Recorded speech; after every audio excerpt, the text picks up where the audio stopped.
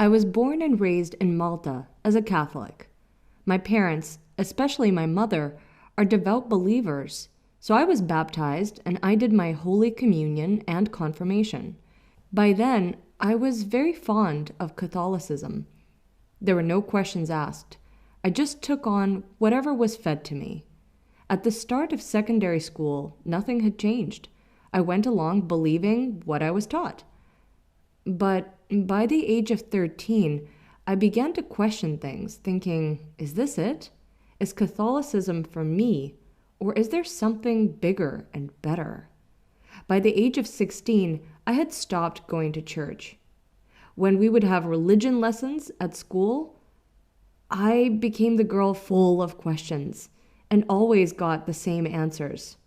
Why are there three gods, not one? Why can't we read the Bible? Why do we acknowledge only Jesus, but not the other prophets? Why did Jesus have to die for humanity when humanity commit worse sins?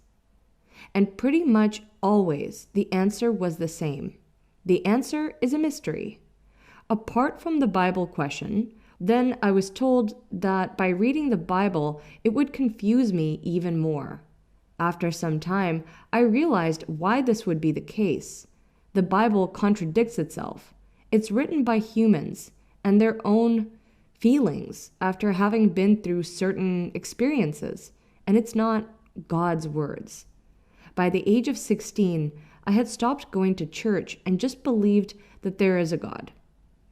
At 18, my faith took a big blow. I found out that the priest we had at secondary school was accused of pedophilia. The worst part of it all was that he was caught in the 80s, and instead of bringing him to justice, the Maltese bishop had sent him to Canada. After he was caught once again for pedophilia in Canada, he escaped, and when he returned back, the bishop in Malta put him in a boys' institution.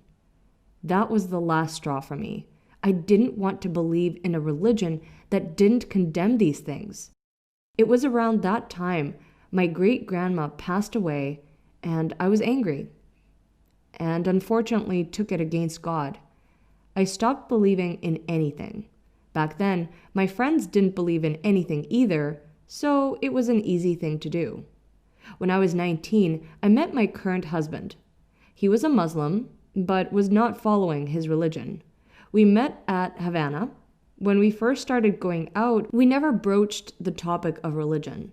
He knew I wasn't a believer, and I knew he wasn't practicing his religion, so we just left it at that.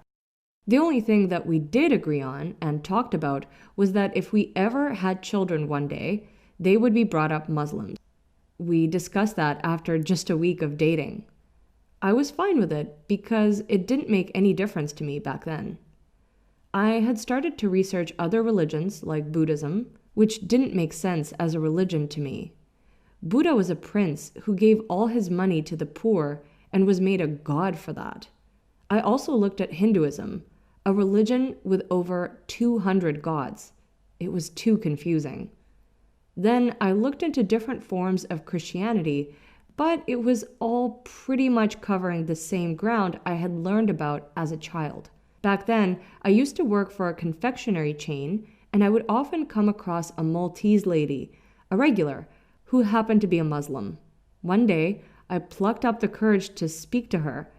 As soon as she left the shop, I stopped her and asked if she could help shed some light on this religion. I told her I just wanted to find out a bit more, the basics and what it consists of, and that I had no intention of becoming Muslim myself. She smiled and gave me her mobile number and told me to come to the mosque in Paola that Thursday, as there was a women's meeting. And that's when my journey to Islam had begun. I attended the meeting and met a group of lovely ladies, all Maltese and all reverts. I spent almost a year questioning everything. Why do women have to wear the veil? Why are men allowed to have 4 wives? Why are we not allowed to eat pork? Who's Muhammad? Why are Muslims so strict? What do Muslims believe in, Allah or Muhammad? And sure enough, I had all my answers, not from 73 books, but from one book, the Quran. Everything I needed to know I could find in this one book. They follow the life of Prophet Muhammad. It's easy. There's no mystery, no complications. You do as God tells you, and you will be rewarded. If not, you will be punished. No matter if you're rich, poor, an imam, or anything else. In Islam, everyone is equal. I fell in love with Islam, and I decided to become a Muslim.